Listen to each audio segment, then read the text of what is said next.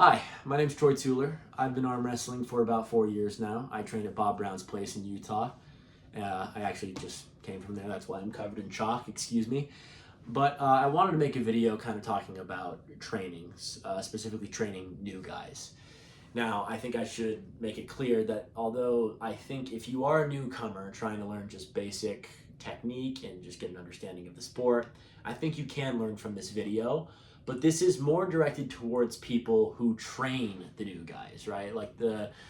I am normally that guy myself, right? As I said, I've been going to Bob's for a while now, and I personally have been under the tutelage of some pretty solid arm wrestlers. You know, Bob Brown, Craig Tullier for the time he was here in Utah, Cody Merritt, some real solid arm wrestlers, you know, that are knowledgeable, and so I'm pretty,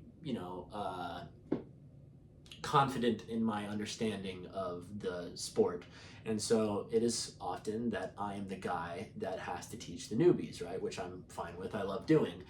And I've noticed some things, and I've kind of developed some opinions on how to train new guys that I think I should share, because I've sometimes seen YouTube videos of people having practices and there's new guys there, and their methods of teaching them, in my opinion, aren't very effective or efficient, right? And so here are some of my opinions on how to make things easier.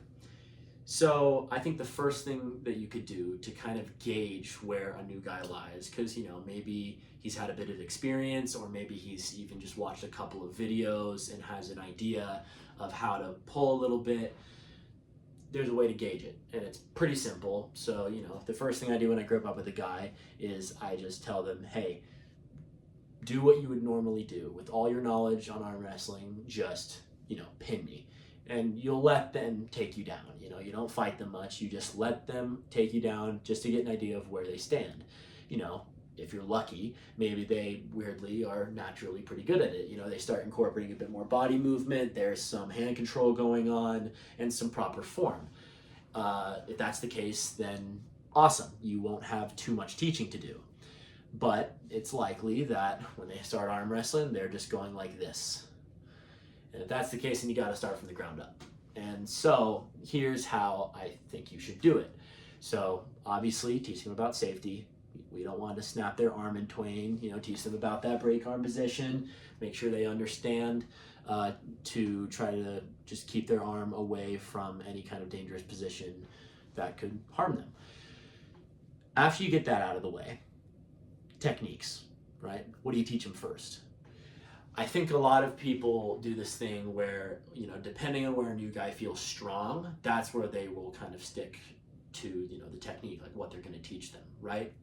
Although I do like this idea, I think it kind of is flawed, because if we want to keep their arms safe, I think we should kind of refrain from inside moves, even if they are naturally strong there, right?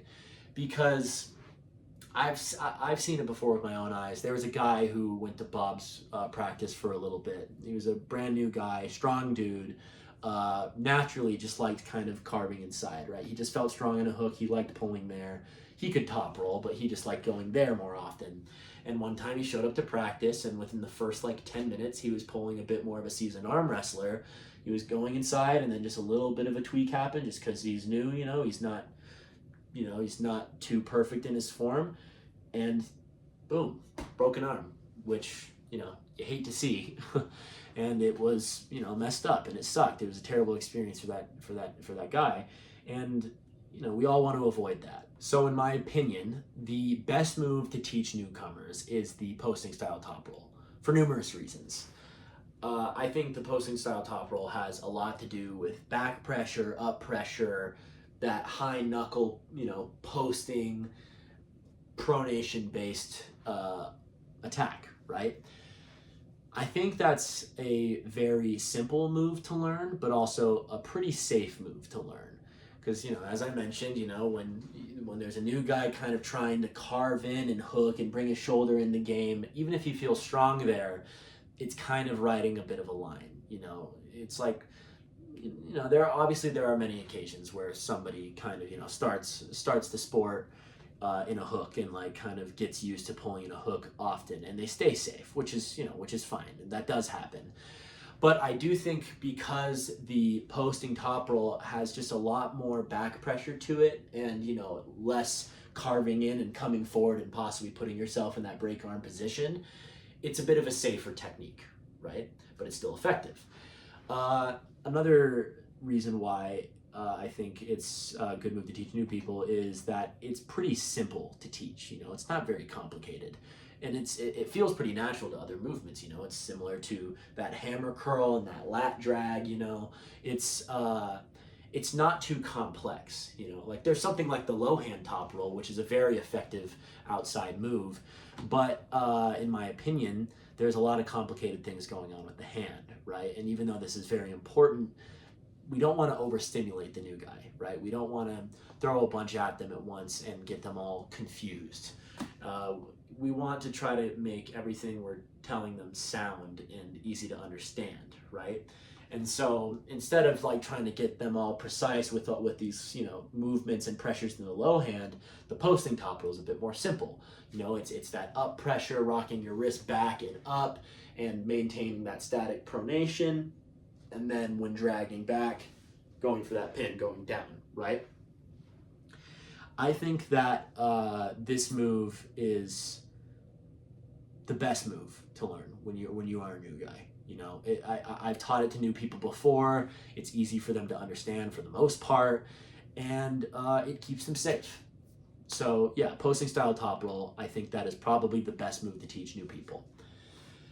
Now, let's say you are done training the new guy and you've taught them the posting top roll, and they get it down a little bit. They get an idea of how it works. They get comfortable. That they start developing a little bit of muscle memory maybe, and then you guys are done training, and he goes off and he pulls a different guy, and then that guy starts saying completely different stuff that's conflicting to what you said. Then confusion is just going to set in, and he might start back to square one where he just doesn't know what to do anymore. I think we want to refrain from that. And even worse, the guy who's teaching him might not know what the hell he's talking about. There are definitely times where I've seen people try to teach newcomers, and what they're saying isn't really sound, and it's not very correct. And so we want to, refrain from that. So sometimes I would even go as far as telling the new guy, it's like, oh, once they get the move down, okay, for the rest of the day, just stick to that move, no matter what people tell you. If somebody tells you to do something else, just say, hey, I'm working on this move today. I want to stick with it.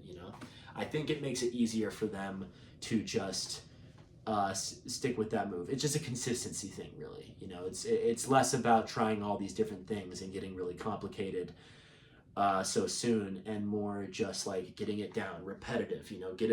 Get that move figured out, and then it'll be easier to start learning the other stuff. And it'll come naturally. It's like they'll maybe once they feel like they got the move down, they will be ready to learn how to hook, to low hand, to all these other do all these other moves. It's just a timing thing, and it's a feeling thing. They got to get the hang of it, and you got to make sure they're actually doing it right. So yeah, I'd say like those are some of the big things, is keeping them safe and teaching them the post and top roll. I think that is the best move to teach them. But let's talk about some other things as well that are very important. So I think that when it comes to pulling at practice, you should not really worry so much about pinning your opponent. I've seen a lot of practices where guys are trying like max effort to just to pin everybody else in the room. And I don't think that's a very sound way of training, right? You don't go to the gym and try to outlift everybody there. You go to the gym to work out on your personal regimen and get stronger. It's a workout for you personally. I think practice should be the exact same thing.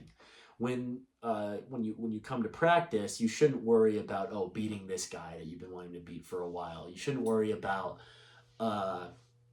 trying to be like the king of the table or whatever.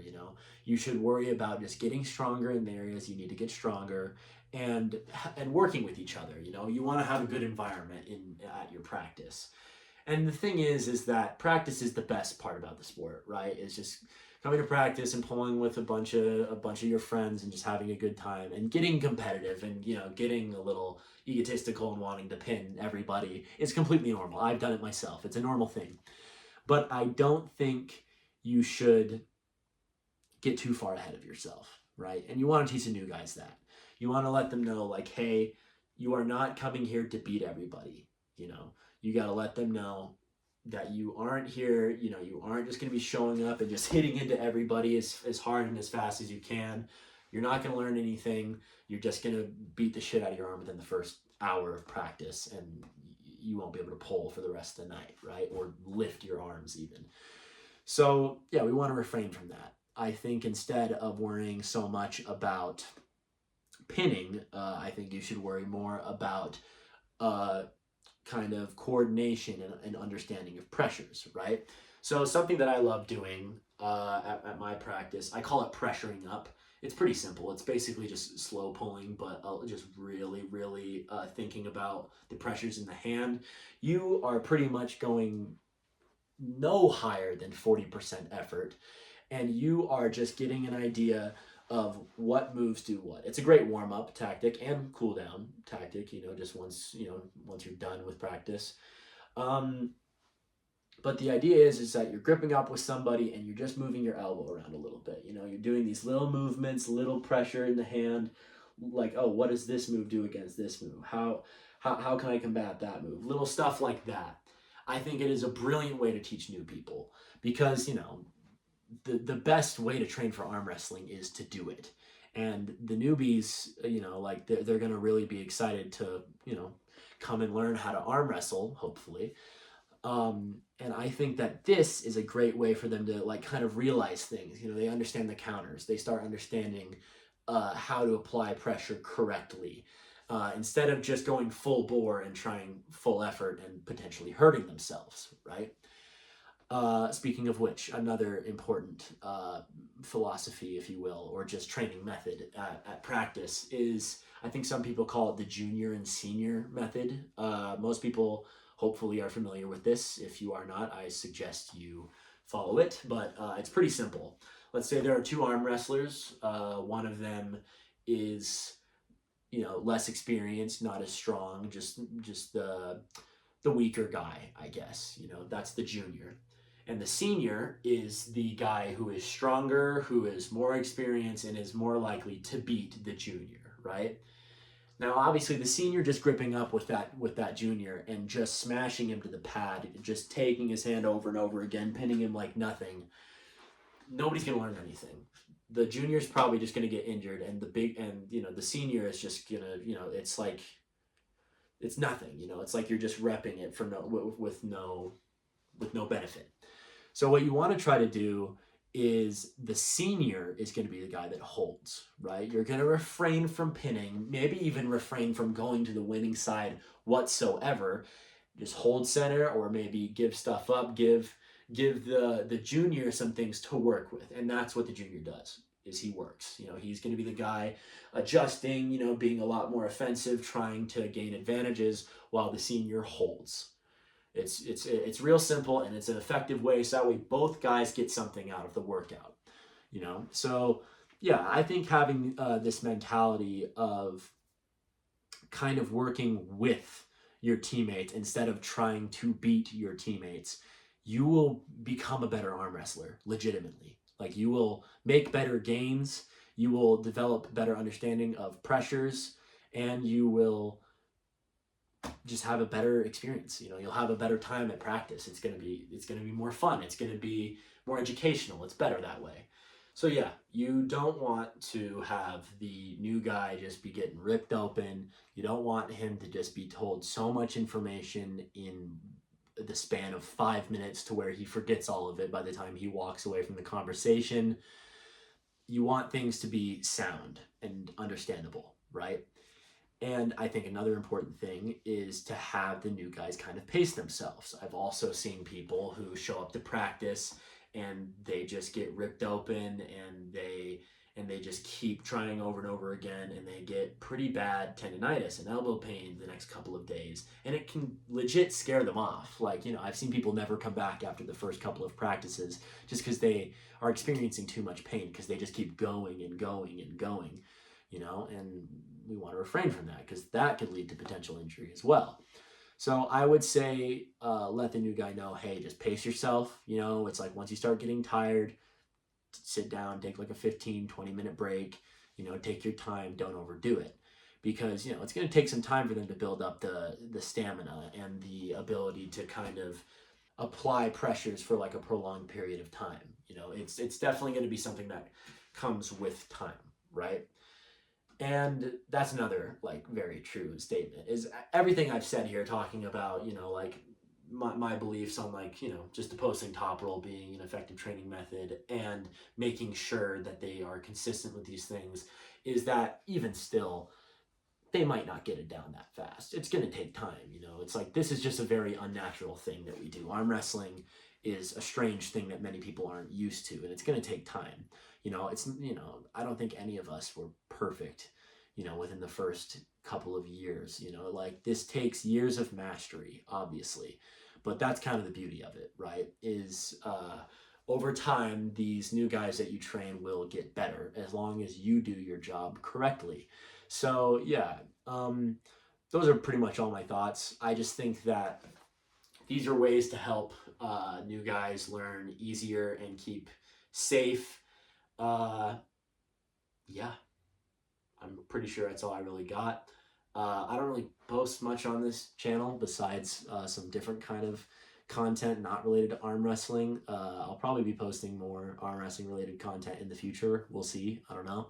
But yeah, thanks for watching. I hope you learned something from this, and I hope you have a good time teaching people about our beautiful sport. Thanks for watching.